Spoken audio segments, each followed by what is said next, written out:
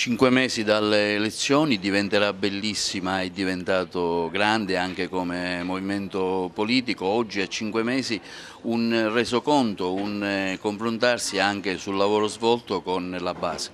Esatto, questo è un momento di incontro e di confronto, perché è chiaro che Diventerà Bellissima nasce come un movimento che aveva un grande sogno, che qualcuno pensava fosse una follia perché nasce 4 anni fa, quando andavano di moda i cambiacasacca e sempre in piedi, che per una poltrona si vendevano all'allora presidente Crocetta. Noi abbiamo fatto opposizione a quel presidente e abbiamo costruito un'alternativa di governo. Non ci credeva nessuno, quell'alternativa di governo oggi si chiama governo Musumeci. È chiaro che anche Diventerà Bellissima sta crescendo e cambia veste, perché dalle idee, dai progetti si deve passare ai fatti e alla realtà. A me piace molto un proverbio famoso che dice che quando si sogna da soli rimane un sogno, quando si sogna in compagnia è la realtà che inizia. Ebbene, secondo me è questa la nostra fase adesso. Stiamo cominciando a realizzare quello che innanzitutto serve ai siciliani, che è la ricerca della normalità, perché quello che manca nella nostra terra, soprattutto in questa nostra provincia, è la normalità nei servizi essenziali, acqua, rifiuti. Noi paghiamo le tariffe più alte per avere un servizio che è pessimo.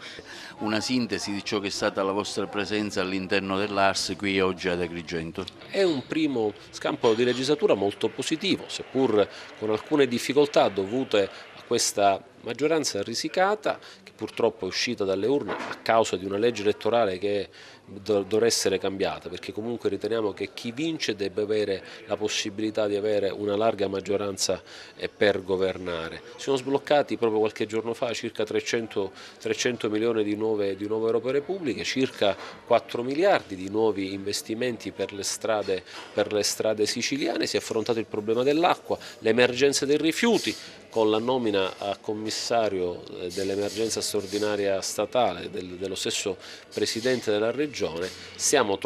Abbiamo provato dei disastri in Sicilia. Tante sono le problematiche che la Sicilia ancora è molto indietro nel settore della sanità. Cos'è che ha potuto constatare, Assessore?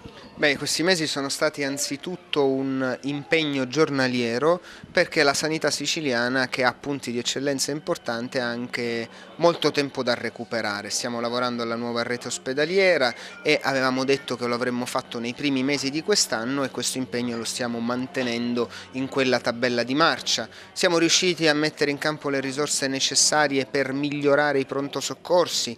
Abbiamo determinato il primo intervento infrastrutturale che è all'attenzione del Ministero della Salute, e si tratta di un investimento di 224 milioni di euro. Stiamo lavorando sulla digitalizzazione della sanità, anche in questo caso solo quest'anno si tratta di un investimento di 15 milioni.